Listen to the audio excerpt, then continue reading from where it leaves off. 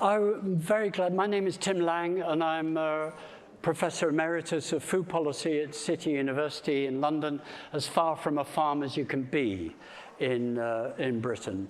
But I'm delighted to be here, and I was just saying again to John Cherry and indeed to other members of the Cherry family, what a complete privilege and joy it is to be here and to see what an amazing thing that they've done. So I'd actually like you all to clap the Cherry family. Stand up. Stand up. John is curtsying appropriately. John asked me to come and do this, I think 4 years ago, actually. So somehow we've managed to do it. And in the meantime, this has grown. And in fact, the title, if you've got the title, is it up? Can you see the screens okay, everyone? The title says, "Why won't the UK state take food, not just farming, seriously?" But in your brochure, it said exactly the same thing. So there we go. We've got the label as correct. I'll be really honest with you. When John asked me to talk, he wanted me to talk about British food security, which I'm happy to do. But I'm going to give it, as I said I would to John, sort of a twist. I'm currently not obsessed, but very, very interested in. We're all talking about, and this whole event is about regeneration and resilience. I'm interested in people's resilience. How could the food system be more resilient for ordinary people? Not what's happening at the farm. As John knows, I'm an ex-farmer, so I'm actually very interested in farms, and they're quite important. But I'm interested in the mass of the population. And to be absolutely frank, I'm not sure the British population is at all aware or extensively aware of quite how at risk and how fragile some of the aspects of our food system is. So I want to ask you now, what I'm going to press you at the end, which is, what do you think we should do to make the British food system more resilient for people? Not for companies. As anyone who knows my writing, I summarize British food policy as leave it to Tesco et al. That's it, in one sentence. The rest falls out and around that. The power brokers are the mediators between farming and consumption. It's more complicated than that, as we know. But I want your thoughts. I mean this, because I'm writing a big report at the moment, and I'm really listening to ideas. I want your thoughts. What do you think we need to make ordinary people more resilient on their food? To test you just a little bit, the United States Department of Homeland Security has pages of advice for what every single citizen and every single household in the US should do to protect themselves and to be able to be resilient should crises or shocks happen. The Swedish government has given leaflets, booklets, advising what the Swedish population should do at extensive level. In France, they passed a new piece of legislation a couple of years ago asking every town to reconnect with its local rurality. Britain, what are we doing? Nothing. So I'm looking for ideas. What do we want? There are lots of people in this room whom I know are equally interested, but I'm interested in the people. What is needed to make it? Okay, I'm going to start my talk. I'm going to be very crude. Here's an overview. You can read it. But essentially, Britain is not independent. Brexit was all about taking back control. It's nonsense in food. We're not at all. We're 54% growing our own. This is government's own food security report at Christmas 2021. We have this long imperial legacy. This approach of the Brits thinking other people will feed them. Basically, it won in 1846 with the repeal of the Corn Laws, if you know that, and slowly British farming went into decline. And by World War I, it was about 30%. Population was much smaller, but about 30% of the food was produced by Britain. And a sudden big shock. Actually, Britain put an embargo around Germany in the First World War. But it was acutely conscious of the growing capacity and power of submarines. So essentially a huge debate, a massive learning went on. The first Ministry of Food was created in World War I. and wound down immediately afterwards. As Lord Milner said, minister at the time said, we need to get back to business as usual as fast as possible. What that meant was let the empire feed us. So we have this imperial legacy. It came completely smash in 1939. Again, the population was bigger. 1939, Britain produced a third of its own food. By the end, 6 years later, the end of World War II, Britain was producing 2/3 of its own food. Okay? Today, we're producing 54%. Much bigger population. Ownership is concentrated. 4 companies have basically 75% of the food retail market. In almost every sector, it's highly concentrated.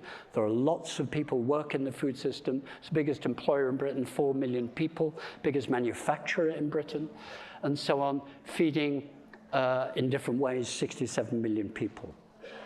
Consumption, however, is distorted. I don't want to go into it particularly, but I work in a public health department. The impact of diet on public health is immense, as we all know. We've got fatter, we're overweight. We've now got this huge diet-related impact on public health services. It's one of the things that's driving the NHS into the crisis it's in. Very high cost. We've got this huge impact on the environment, the motive for the Cherry family doing this Groundswell, clearly about that. It's not just carbon, it's water, it's biodiversity, it's land use, etc. Water is the biggest underpinner I don't think we're addressing at all. I see lots of water companies here. But the embedded water, my hero and mentor on water, Professor Tony Allen, who died last year, unfortunately the architect of life cycle analysis of water in food, he always argued that there's no way that you can cut down embedded water in food and treat water seriously in food unless you engage with farmers. And he's right, and was right. It's socially divided, the British food system. The life expectancy is 12 years between the top 10% and the bottom 12%. The expectancy of good quality, disease-free life is now 19 years between the best and the worst of incomes. The gap is bigger than it was in Victorian times, although we're all living longer than in Victorian times. Life expectancy is plateaued and is now dropping. We have a mismatch between the ideal. We're told we should be eating 5, 6, 7 portions of fruit and vegetables a day. We're not. We have the highest concentration of what we now call ultra-processed foods of the European Union. The famous study by my friend Carlos Montero, the man who and the team who developed the notion of ultra-processed food in Brazil. We've got policy. I'm a policy man. My working life for the last 40 years, when I stopped farming, 43 years, has been in food policy. And what are we doing in the decision-making on food? And basically, it's all over the place. When we were in the European Union, we had a framework to which we contributed. Whichever way you voted, whatever you think of what's gone on, we now have no food policy. There is no food policy. In other words, in my academic world, we called it a default food policy. There may not be a written set of objectives or very loose set of objectives, but there are default ones. So they're implicit. We can talk about those. But basically, policy is not in control at the moment. The Agriculture Act that came in 2020 barely mentions food. The Environment Act, ditto. We had a response to the National Food Strategy proposal from Henry Dimbleby, which the Prime Minister of the day, one Boris Johnson, I declare an interest. I was on the London Food Board for him when he was mayor. Is that my phone? I don't think so. It was dismissed. So Dimbleby came up with a strategy to try and get a grip of some issues, dismissed. So I'm really choosing my words very calmly by saying policy is not in control, but we've got really interesting pockets of good practice and experimentation, hence me celebrating the cherries and this and all of you. We've got great civil society in Britain. We have a remarkable explosion of NGOs, some of whom are here. The Wildlife Trusts last weekend launched a campaign for gardening. I argued with Craig Bennett and all the Wildlife Trust leaders 2 years ago, why can't we integrate food production with wildlife? Why has it got to be segmented wildlife and then food here? We've got to be integrating these things. They've now launched this campaign of pro-horticulture. So we've got a great civil society movement in Britain. And we know, and this is perhaps the most interesting, the bottom of my list, that the big corporates, who notionally can be demonized as being in control of the food system, are now deeply worried. They see the writing on the wall, and they're right. So this is an interesting and very sobering, none of you is smiling, and you're right, it's not a nice picture. And we're not alone in being here. But my point that I said to John when John phoned me up and said, would I do this, was I want to talk about the state. The state can be painted as nanny state. I don't see much wrong with nannies. Most of the people who are against nanny state usually have nannies, and they're very happy with them. And I have noticed this. And secondly, if you delete the word nanny and put parent, everyone's suddenly in favor of it. Well, so we can argue about what sort of state. Do we want the state to facilitate groundswell expanding, more experimentation, more whatever it is we want to think is good? And my good friend and dear friend, and no longer colleague working because we work in different places, David Barling and I coined this phrase, the reluctant state. It's as though the British state is reluctant to get engaged with food. And I think that's part of our problem. Maybe you'll disagree. I don't see subsidies as the battleground. Okay, let me now go into this. The harsh reality is the shocks keep coming. We've had shock after shock. Shocks are now the new normal. Why I'm interested in resilience and asking you to think about resilience, this word that everyone uses. Do you know what resilience means? It means the capacity to bounce back after shock. You may not revert to the same status as you were in before, but there will be an equilibrium situation till the next shock. It's a notion borrowed from physics and now brought into ecology and also brought into public health, may I say. We've had very specific shocks. I'm not going to read them out on the left. But we've also got these what I call long-running shocks. Walking around Groundswell, you'd be pretty incompetent if you didn't think carbon and climate heating are issues. You've got to dig a bit deeper if you thought desertification was an issue in Britain. It's a very big issue, actually.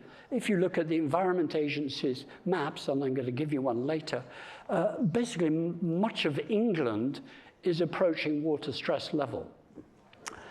We've got big shifts of population. We've got the Ukraine war has reminded people like me who are interested in food and war and conflicts. What happens? I used to teach comparative Russian politics at one point in my life. So I have a long interest in Russia. We could see the invasion post-Crimea, the purpose of taking Crimea and then the invasion that happened into the rest of Ukraine last year was basically to control the grain market of Ukraine. It's not the only reason, don't get me wrong, but there's a food element to it.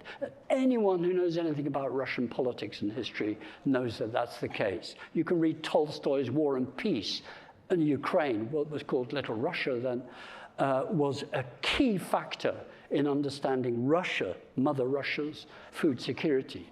And you see now the Sea of Azov is mined. Anyone know that? The Sea of Azov is mined at the moment by the Russians to control, and the negotiation they did with the UN, whether to allow grain exports, was literally allowing whether or not some Ukraine production, 22 million tons of grain, could feed the 55 countries, there are only 200 countries in the world thereabouts, to get their grain.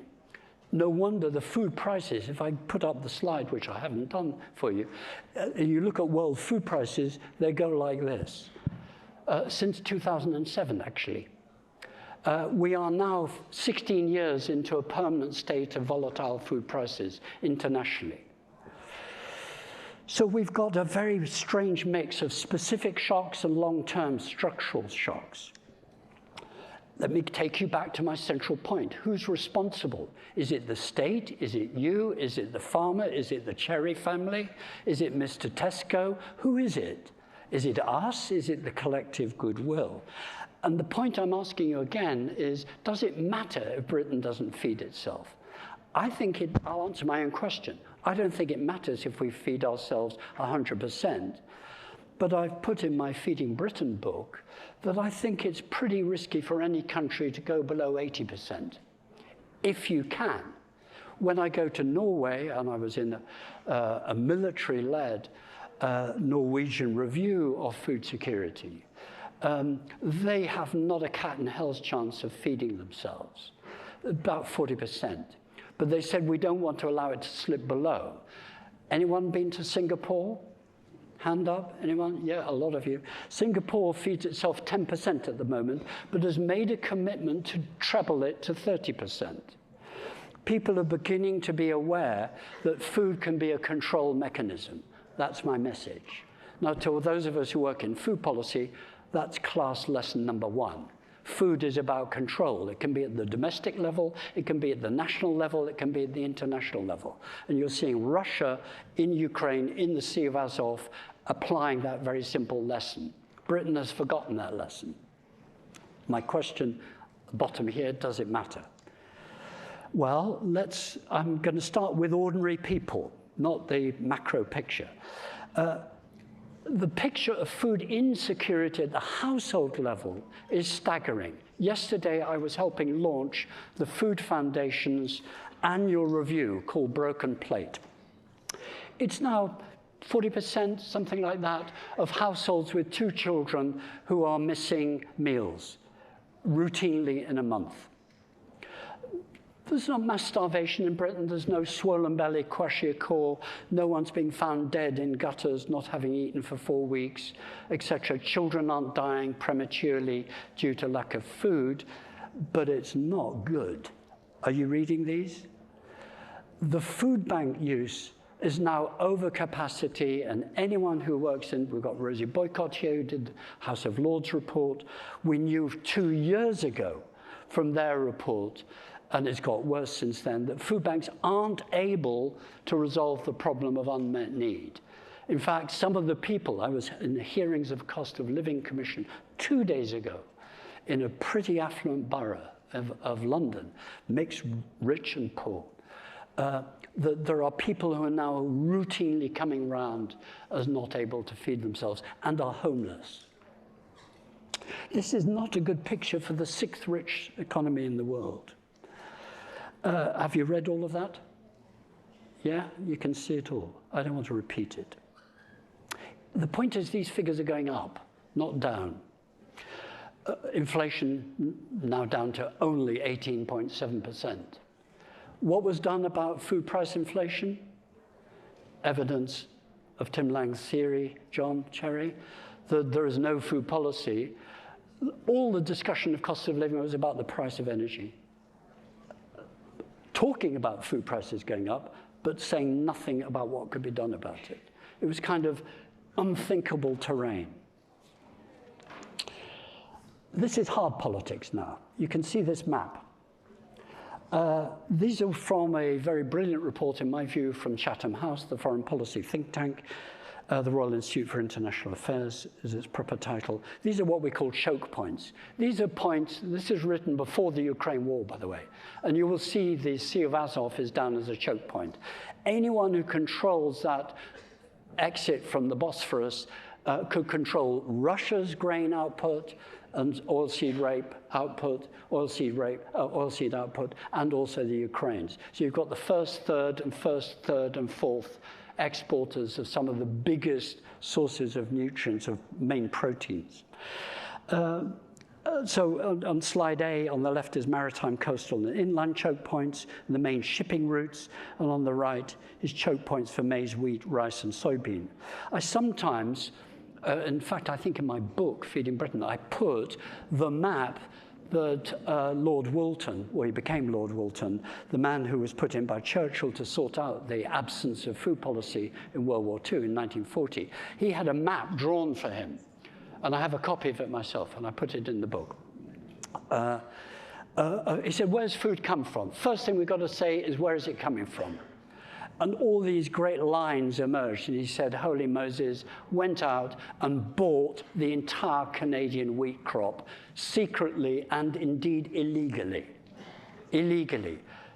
Churchill went mad, retrospectively pushed through legislation to legalize it, all secretly, because it would have alerted the allies against Britain and its allies that Britain was in fact highly dependent in food terms. So some of these issues of household food insecurity can become very big politics. That's my point. We've got to jump between levels. What's the economic state? This is the government's response to people like Rosie and others in the House of Lords who said, if you're pushing through this Agriculture Act without mentioning food, we insist that there is a food security review. They wanted it every year or every 2 years. The deal was every 3 years. This is the figures from that first report, which was launched for maximum publicity the day before Christmas lockdown. Okay? It's a very well-known press tactic. Okay, but some of us spotted it and made sure it was well distributed. It's well, if you want to read one thing, read that. It's on the website. I've put it there. No, I haven't. Yes, I have put it there. I always put references. So it came out on December the 22nd. It always makes me laugh. The UK imports 46% of all of its food. There's no ministerial statement of whether this is good or bad. There's a huge migrant dependency, and that's why we're seeing a drop in British horticulture. Because in 2021, how many of you knew that 2/3 of the British produce you had hand-picked was Ukrainians? And for some reason, they didn't come the next year. But consumers, we consumers, ordinary people, are spending £250 billion on food every year, of which farmers get about 5%, depends how you calculate it, 9% in gross value added terms. Almost all, well, let me put it in the terms I put it in.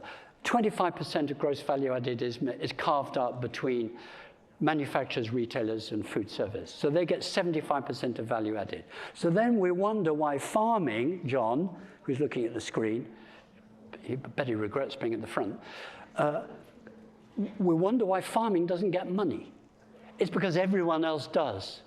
The moment the food leaves the land, whether you're a big farmer or a small farmer, other people are adding value. That's inevitable. But the issue is how much. And for me, one of our challenges is how can we get more money to farmers and growers without subsidies? And does that mean we consumers paying more? Or does it mean more people down the food supply chain getting it differently? This was a bad one to put up. I didn't know I was going to be in a big tent, so forgive me. But basically, food is a very big source of carbon dioxide, or what we call CO2 equivalents. The total UK food system emissions are about 158 million tons. They're very big. So each of us in this tent, about 6 kilos of carbon CO2 equivalents per day in what we eat. So this is, if we did it in embedded water, it's vast. Anyone know how much embedded water is in a cup of coffee? Roughly. Guess? Anyone? Shout. 20? 200? 7 bathtubs. No, but there's a good range there. 140, something like that, litres in a cup. It's huge. Okay, you might say that doesn't matter to us. We've got lots of water. It depends where it comes from. One of the things we see is happening in the next 20 years is auditing of your food and your diet and your total consumption by embedded water. This is the big one. For me, if I put up one slide, it's this. Britain's land mass is 18 million hectares, of which 1/3 is croppable, what DEFRA and the stats people call croppable. In other words, you could do something. It's not moorland, it's not upland, forest or whatever. And you can see I've put the figures in there. Horticulture, in other words, direct from field to, or from tent to your mouth, and thence out of your back end, is only 165,000 hectares. It's tiny. One of the things I trouble some of my big farming friends is saying, in your 1,000 acres, could you have 10 acres of horticulture? Because you'll then get more diversity in that horticulture than you do across the whole of your arable systems or your field crop systems. Now, I don't want to go into that agronomy stuff, but I think that's the challenge. We've got to almost certainly re-regionalize, re-diversify, what people like me call bio-regionalize the food supply chain if we want to do it well, while we're doing lots of other things. The challenge to farming and growing is more horticulture, please. The wildlife trusts who are here, I repeat, have launched Coronation Gardens. They took the point. We've talked at great length, people like them and me. Could they not possibly have allotments? Could they not have little 10 acres in 4,000 acres of wetlands, which produces food? It sounds silly, but why not? 2 years later, they've launched it. They're now doing it with Incredible Edible. A campaign for 3 years to try and increase horticulture inside the wildlife trusts. I think that's fantastic. Should we grow more? I don't know what your thoughts are yet. Could it, should it, how, what stops? Well, here's the self-sufficiency beginning to decline. Basically, we hit a peak in the 1980s. This was EU subsidies. We've left, it's gone down. It depends how you calculate it, whether it's what we could grow. We don't grow pineapples and mangoes yet. Britain's favorite fruit is bananas. We don't grow them here. But we are importing massive amounts of apples and pears. We are now seeing a decline of our one success story in horticulture, which has been the berry industry, because they can't get the pickers. They had the disaster last year of finding they had sort of semi-indentured labor coming from Nepal and the Stans. It's not good. And on the right-hand side is where we import from. It's all beautifully broken down, but I tell you, it's basically the EU and a little bit from some others. And so we're actually, if I can say, wherever you stand on Brexit, it's damn stupid to put barriers between you and where you get your fruit and vegetables from. It's damn stupid. We've got to sort out that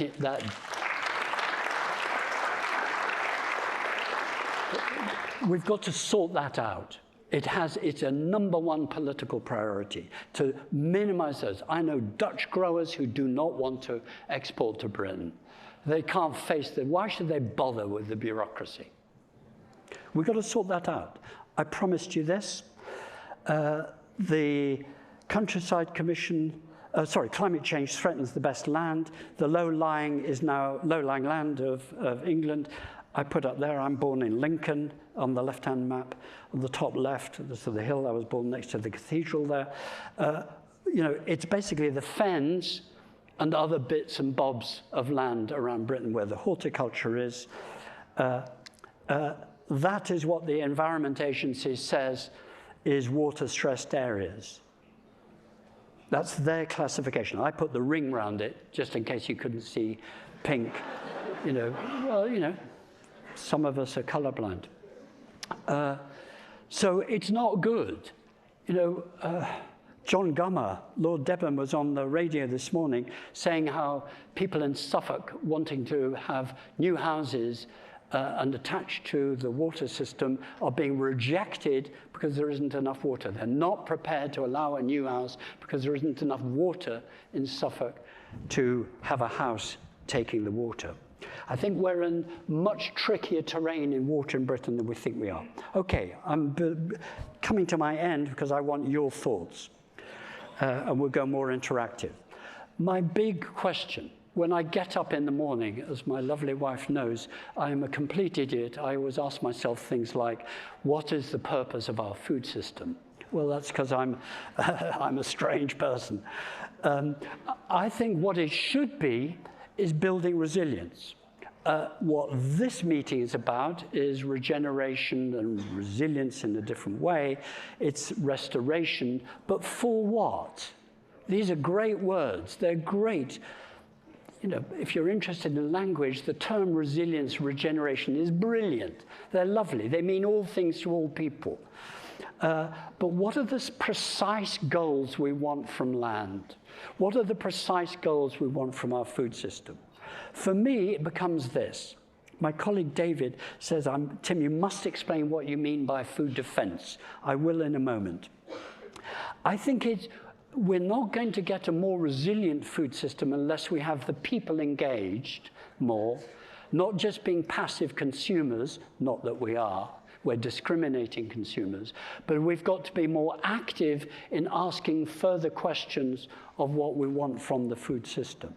By food defense, I'll give my short version of it, it's the capacity to be able to defend your supply lines in military terms, but also in civilian terms. The US advice is that every household has a 2 weeks food supply there for when a shock comes. Does anyone in this room think that they could feed themselves or their household for 2 weeks? Are we bothered? Yeah, hands are going up. Good. We used to call it a larder, didn't we? We don't have larders in houses. The larder is Tesco. Tesco doesn't have a larder. It's on the motorway. The motorway is the larder. And when you go and pay your bill, you think it's paying your bill, that checkout. It's reordering the food.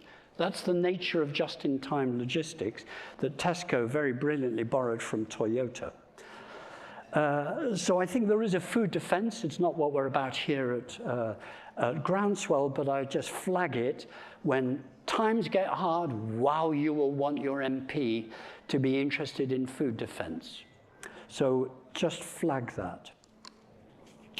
I'm now going to pick out what are the duties of a potential state, actual state, corporate interest, and civil society and science. I think there are 5 common duties. One is to, you can read this, but I'll whiz through it for those who are already asleep. A core duty should be to achieve everyone having a decent, healthy diet, sustainably produced. This needs almost certainly a modicum of planning. We saw in COVID where there is lack of planning, there has to be ad hoc planning. With something as complicated as food, which is 3 to 5 year, maybe 10-year planning ahead to be able to build the skills, get the soil, get the logistics, get the storage right, get the equipment, get the right labor relations and all of those things. You're not going to do that when a crisis happens. Sort it out now. It's called planning. It's a bit like nannies. They're pretty important things, particularly if they're parents. Third, investment of infrastructure. Anyone know of the National Infrastructure Commission? Anyone heard of it? Rosie Boycott, I'm deeply surprised. Someone over there, yep. I know you too. So no students of mine here, that's a shocking state of affairs. Yeah, one at the back, good. The National Infrastructure Commission is the only body of the British state that has a 50-year time horizon. It should be dealing with the food infrastructure. It isn't. I think that's one of our political priorities because they're doing very interesting things on flood preparation for transport. Well, why do we need it for transport? Food accounts for 1 in 5 trucks on British roads. You know, whichever way you look at it, we've got to deal with infrastructure. We've got to, fourthly, I think, engage with the mass population, which is why when John asked me, I thought, you'll do. Let's see what we can do. And I want your thoughts, don't worry. And we've got to be prepared. This is the hard stuff. This is Ukraine lesson. Think Ukraine, Sea of Azov, mines. If you're not going to get it under Eurotunnel and you're going to have a fantasy that somehow Britain is in the middle of the Pacific and that is your trading partnership, you've got to think through food very carefully indeed. And they're not. I don't want to go through this, but any of you. There are things there, by the way. I know the people who designed the Civil Contingencies Act of 2004, the third bullet point. Anyone aware of that? Anyone here aware of the Civil Contingencies Act beside the 2 people, 3 people I know? Yeah, 1 person at the back. We all should know that. Go and read it, because it sets up bodies called resilience forums. Any of you heard of a resilience forum? Your area has a resilience forum. Did you know that? No, but you do now. And they've been very weak on food. We've got to make them thinking about food. One of the things that went wrong in COVID was they didn't sort out food. Parcels went to the wrong people. Food banks couldn't operate in the right way. Supply flows didn't work. So let me assure you, there are some embryonic stuff of the state there. Is it enough? No, in my view. You know, we can't control our borders, we can't protect our borders, we certainly can't protect our supply lines of food. The British Navy, in my book, I put the comparison of the British Navy in 1939 and what it was when I wrote my book. We've got about 70 boats. We've got 2 aircraft carriers, one of which doesn't have any aircraft. Do we want more military? Well, that's a discussion we can have, but if you want to protect, you know, one of my family relatives was face burnt completely by being on wartime patrols going across the Atlantic. That was bringing food in. It's a business responsibility. Now, here is the biggest thinking has been going on. There is a vast amount of thinking going on in defending corporate interests. There is a state-backed public advice approach, a PAS. It's called PAS 96. That's the front cover of it. There's a document of pages long telling companies how to protect their own reputational risk, capacity to be attacked by fraudsters, counterfeiters, and so on. There is almost no discussion of the public interest other than through the corporate lens. I'm not saying I'm against that. If I was Tesco, I'd worry about my reputation too. But that's not the same thing as you being fed. The third is what we should call civil food defense. The Swedes are doing it, the French are doing it, the Germans have it, the United States has it, Britain hasn't. I think we should. And I've written here, if you're interested, and by the way, I can give the slides to anyone if you want them.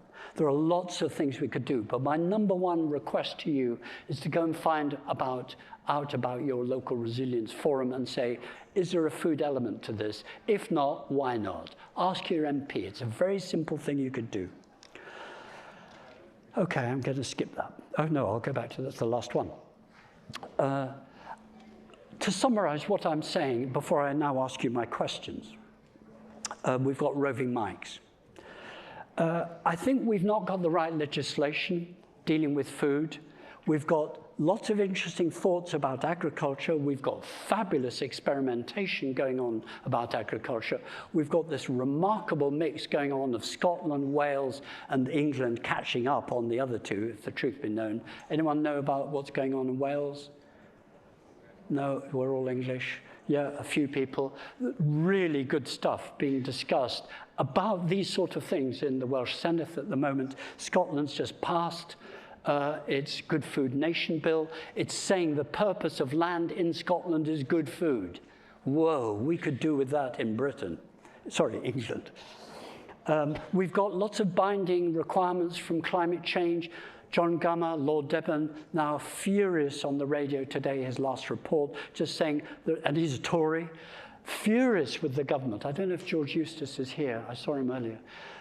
You know, George Eustace, to his great credit, said the trade deal he did was not worth the paper. Well, he didn't quite put it in that terms, but wasn't really very good.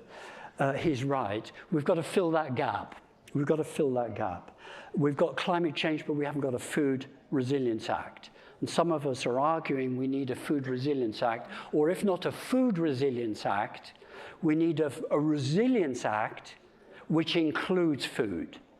It's a big difference if you're interested in legislation. A Resilience Act would cover water, would cover housing, and also food. A Food Resilience Act would just be about food. Now, for the members of Parliament, that's a big difference because they take equal amounts of legislative time. So political choices will have to be made. One of the things, Cherry family, is he listening, John? He's still listening. He twitched, he was awake. One of the things I'd love to see from Groundswell, maybe this isn't part of your agenda, but this sort of movement has got to start articulating a better framework. Okay, that's it. That's the end of my talk.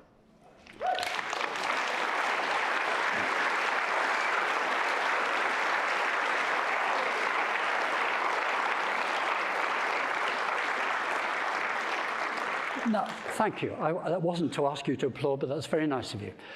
We have 2 roving mics. I asked you some questions at the beginning.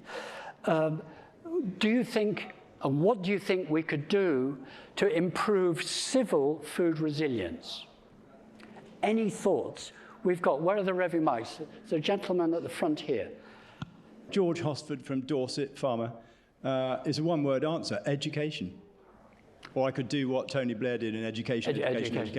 Education of the consumer, because you've made it very clear that the consumer is the key to all this. At the moment, an awful lot of people eat an awful lot of rubbish. They need to understand. But I don't know how you do it without being patronising. Do you agree with that? Yes. No? Yes, some people say no. The guy here said no. Come on, yell up.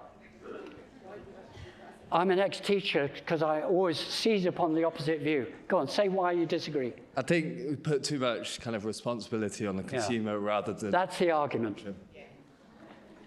That's the argument. You've said it in one sentence. You can say more if you like. It's a really tricky issue, that. You're right. To be a citizen as opposed to a consumer, let's be crude in sort of semantics, you do need to be educated.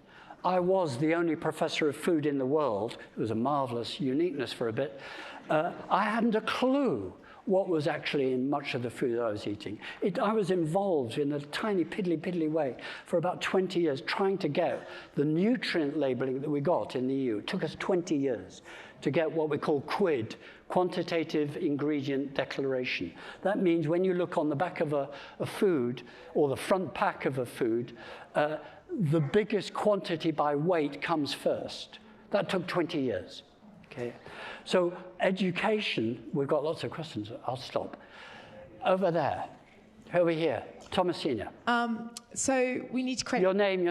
Thomasina Myers. We need to create a different way of accessing better food. We need hubs around every city where all the farmers here who are doing regenerative farming practices can sell their food to schools and prisons, to restaurants and to consumers. So we need to create hubs of different what would you call it, systems, different food systems, so we can, all of us have access to better food. Who agrees with that? I want to take more questions. I happen to have a lot of sympathy with that view. Thomasina, I'm sure you know the food research collaboration at my university, run by the excellent Lindy Sharp, which has just ended after 10 years. Its last 3 years was all about food hubs.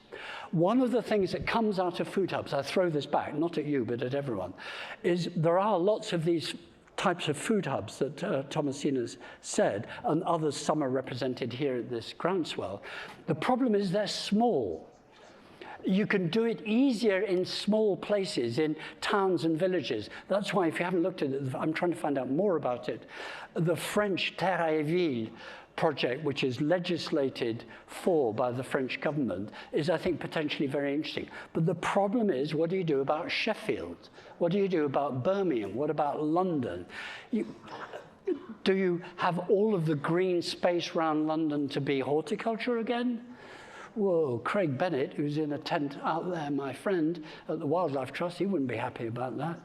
So, you're right, but there's a big discussion we've got to have about that. And those of you who are involved in food hubs or interested in that, we've got to say, what's stopping them expand? We're interviewing, for my report I'm doing, we're interviewing some of those food hubs and asking them, are you happy with feeding just 800 houses in a city of, I won't say which one it is, 1 million? Why, do you think about cloning yourself? And that needs the state, I think, to provide the framework of advance. Let's go. Yeah, one of them. Yeah, blue shirt, he'll do. You've been holding your arm. Oh, he's being very civil. You can share it. Hello, Garvey Market Gardener. I think Great. access to land, where I live, land prices are incredibly expensive and prohibitively so for growing fruit and veg, edible things. And I feel that if there was some way in which a certain proportion of croppable land was reserved at accessible prices, that would make British growing easier. That's a very interesting idea. That's a very interesting idea. You didn't say where you lived, or I missed it. Near Watford. Near Watford. Watford's a very interesting town. You know, I've seen that in my lifetime, seen that town become a shopping mall. Most British towns started as markets. Modern towns not like that. I mean, are we talking about the possibility of recreating market economies? That's a big thought.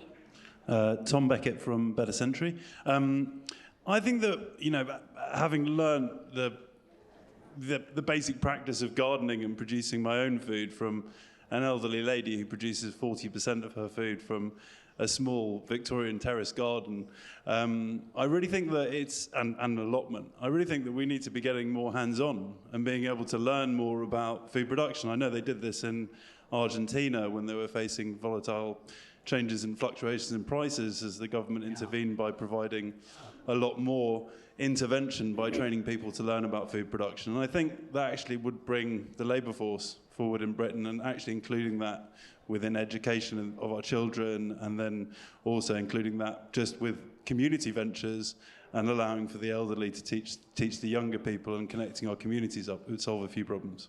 Well, that's another very... Thank you both. There is a very interesting history to allotments in Britain. In fact, there was a fight that went on from the late 18th century, basically when industrialization began and Britain became an industrial economy, though within a very short space of time, because food cost so much and wages were so low, there was an argument for allotments. And I've just reread on a short holiday my wife and I have just had, if you're interested in this, the great book by David Crouch and Colin Ward in 1996, so it's nearly 30 years old, called The Allotment. It's a brilliant account of the ebbs and flows of that argument.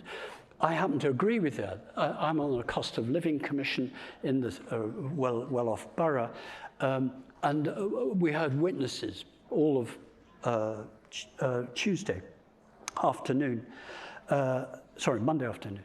And one of the people I thought making a judgment was not from Britain by her accent.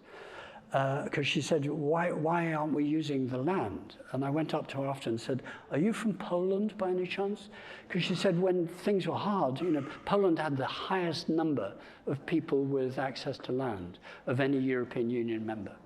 But the problem, how do you retrofit that in a country like Britain? That's the issue.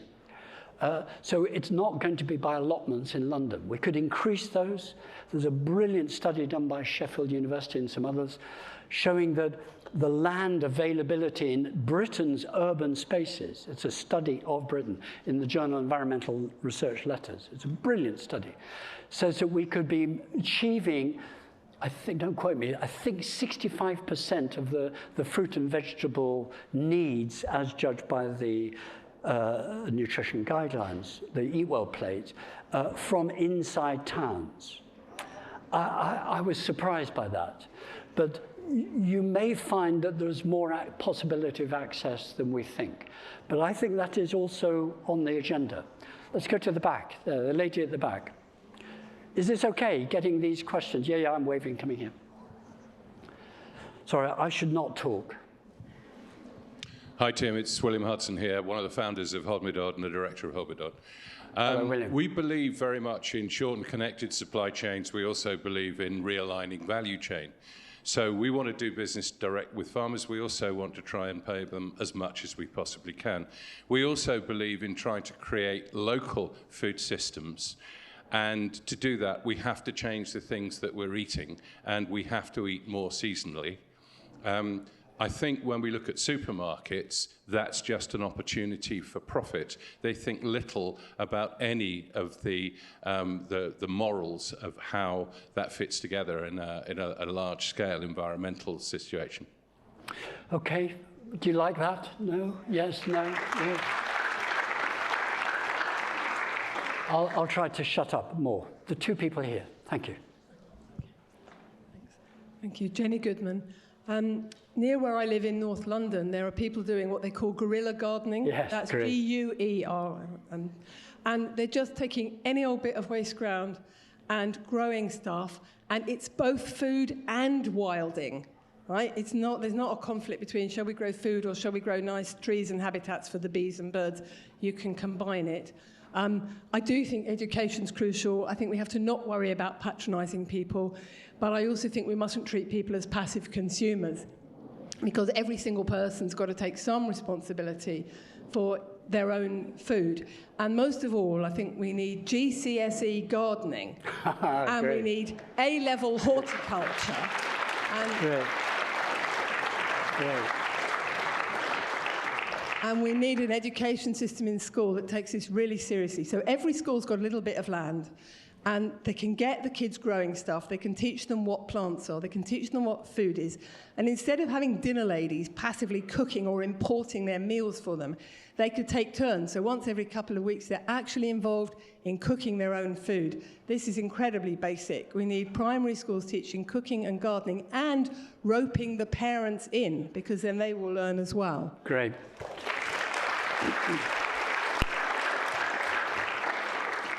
Do you all know Incredible Edible, by the way? Some of you do, yeah. And come to you, mate. Yeah, I suppose I'm reflecting on how sort of deeply connected food is to everything. Yeah. And so, in a sense, we need to go deep and structural with sort of how we shift things, how we move the dial. And, you know, the language from the UN IPCC from last year is that we need profound changes to values, worldviews, ideologies, social structures, political economic systems, you know, a lot. And I suppose I'd be interested in your thoughts around the extent to which other states have done, which is to give nature the same rights that we as humans enjoy, and the extent to which that would filter through our systems, our structure in a deeper way. I think that's well said. I don't want you to think that I think the Agriculture Act of 2020, which is for England only, is a load of cobblers. It's actually quite good in terms of setting the dial, to use that phrase, taking land use and biodiversity more seriously. That's great. The point is, my irritation, and it is irritation still, with that act for England, is it's separated biodiversity from food. So I'm with you completely. What we eat is biodiversity, and indeed there's a whole argument in new public health about, you know, the more diversity we get into our microbiome, the better for our public health. There's just been an amazing study in Science comparing the number of bacteria in the intestines of one of the last surviving hunter-gatherer tribes in the world with semi-settled Nepalese farmers but hunters with a standard sort of Western population. And literally it halves the more you go from ancient to modern, if you like. And what the evidence is we've got to reinvest and take more care of basically a very important organ. It's from our mouth to our anus, and we haven't been taking it seriously. So you're right, biodiversity is inside us. And two of my heroines in food policy, Harriet Kuhnlein and others, at the Food and Agriculture Organization, two American anthropologists actually, who just patiently mapped all the populations in the world who were eating biodiversity and treating the relationship between forests where they lived with their own health. And it's a really interesting way of looking. And it's becoming much bigger news. You know, the Tim Spectors and people are basically reinventing that. But for me, I was brought up on Trowell and Burkitt. They were the people who said you should measure your shit by whether it was an inverted mushroom or not. You know, it's strange things you get into in food policy. So, and they were right, by the way. The looser your stool, the better your microbiome is working. So biodiversity is not just out there, it's between your mouth and your anus as well. We had someone over here. Yeah. We're approaching running out. And I want to pose the big question. I've got a list. I'm sorry. Oh, no, you're not going to give a list. Well, I think we need a universal basic income so that people can afford to make sustainable decisions. That's getting claps. We need, instead of VAT, we need an added carbon tax. Act now. So that the good stuff ends up being prioritised and the bad stuff is punished. We need a land tax that makes the land more available to the likes of us. That's getting back to the lady at the back there. We need to be storing water because we're having droughts. We need compost toilets. I want to return to night porters like they had in the past. Well, you're actually laughing at that. It's true, it's what we need. This is ambition. You had the Essex barge that would come into London with the food and then go out with the shit to go on the land. And finally, I think, Big Ag is far worse than anybody gives credit. I think that is the real monster in the room. It's driving deforestation, desertification, soil degradation, polluting the air, polluting the rivers, got dead zones at sea. Yeah. I think if you take it all into account, it's the worst thing on the planet that we're possibly doing. But the good thing is that the solution, regenerative agriculture, can restore health to all of those systems that we've damaged, and it sequesters carbon cheaply. The cheapest, quickest, simplest way to sequester carbon at scale that we have to date that's actually doable, instead of like this carbon capture schemes, is to do it regeneratively. Which ticks all the boxes. I'm not going to even comment. You're going to hand it back. Thank you very much. I'm going to take two at the back there, two guys. I want to ask you, two people are going to ask, and I want you to do a raise of hands to my question before you go, if you would. If you've got to go, you've got to go. Very quickly, my name's Patrick Greenfield. I think we need a bolder view of who we are as a country that includes food. France, Sweden, the US, food is part of who they are in a way that it's not in this country at the moment. And we need to articulate a positive version of that in kind of what is British culture now, and that needs to include eating well, looking after the environment, and moving on from some of the things you describe. Okay, great. Can you pass it to the guy in front? And then I'm going to ask my question. Bruce Patterson, farmer from Norfolk. We've talked about supermarkets, we've talked about restaurants, we've talked about education in schools, but I think also in the medical sector as well. There's a lot of pills and potions being put out that have been manufactured just the way our food sector has been as well, about educating them with giving out advice on what they're eating, rather than just taking a pill. Yeah, very good. Well said. Okay, can I ask my question of you now? I think I'll force myself to choose one question.